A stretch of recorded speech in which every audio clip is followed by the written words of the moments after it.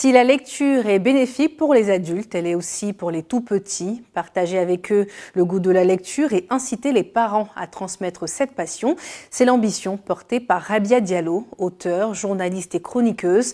Avec son second ouvrage baptisé La Dent de Maël, elle s'adresse aux tout-petits et propose une belle offre de cadeaux en cette période de fête. À l'occasion d'une séance de lecture musicale dans un centre commercial de la place, nos équipes ont pu découvrir l'univers de l'auteur. Présentation avec Andrea Sémian et Francis Kofi. C'est connu, la lecture permet le développement langagier, cognitif, social, affectif de l'enfant. Certaines histoires permettent à l'enfant de revivre des situations angoissantes vécues au quotidien par l'intermédiaire des personnages qui font face aux mêmes difficultés. L'enfant trouve ainsi des corrélations entre l'histoire qui lui est contée et son histoire personnelle. Et c'est ce message que Rabia Diallo, auteur et journaliste à l'FTV, veut faire passer à travers son dernier ouvrage, La Dent de Maël. Entouré des tout-petits à la FNAC Cap Sud à Macquarie, Rabia raconte l'histoire de Maël avec une particularité, la musique en fond sonore. Maël est un petit garçon plein d'énergie de 5 ans. Comme toi, il rit, pleure parfois, crie lorsqu'il est en colère, chante, joue, danse et s'amuse à la cour de la récré. Alors nous avons intégré la musique dans cette présentation-là et ce concept s'appelle une lecture musicale. On a décidé de baigner dans ça et d'être dans une atmosphère, vous avez vu, c'était très doux, c'était très tendre. Et la Cora a ce côté-là voilà, très, très doux et c'est dans ça qu'on a voulu aller. Et je crois que les gens ont apprécié. Moi-même, franchement, je me suis laissée emporter parce que voilà, c'est quelque chose d'assez particulier.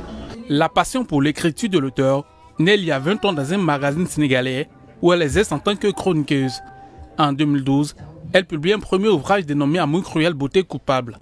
La Dent de Maël, son second ouvrage retrace l'histoire d'un jeune garçon qui, à l'image de son héros, décide de plonger dans les escaliers de la maison de ses parents, ce qui lui vaudra la perte de sa dent. S'ensuit alors un moment de non-acceptation, de remise en question et de doute. À travers cette histoire, l'auteur veut communiquer un message aux parents et enfants.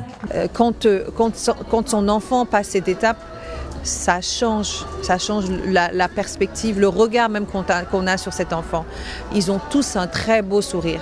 Et quand ils passent à cette étape où il y a une dent en moins qui manque, c'est mignon, mais ce n'est plus cet enfant-là qui est face à nous, c'est quelqu'un d'autre.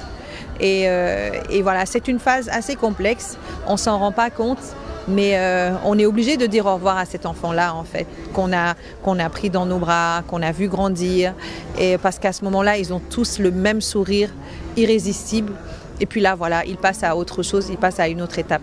Donc moi, je vous conseille de le lire pour pouvoir comprendre, pour que les enfants puissent sentir que c'est une étape normale, importante, et qu'ils se sentent moins seuls, en fait. Pour certains parents comme Laure Keita, il était important pour sa fille de prendre part à ce moment de lecture. Pour moi, la lecture est très importante. Donc, apprendre cette base à nos enfants, c'est déjà leur donner déjà le goût de la lecture. Donc, la lecture définit tout. Donc, au travers de la lecture, ils ont de bonnes expressions, ils ont de l'imagination.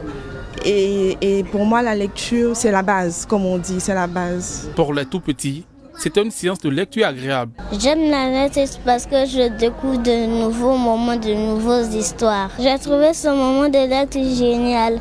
J'ai vraiment aimé les histoires qu'on a racontées. J'ai aimé ce moment de lecture.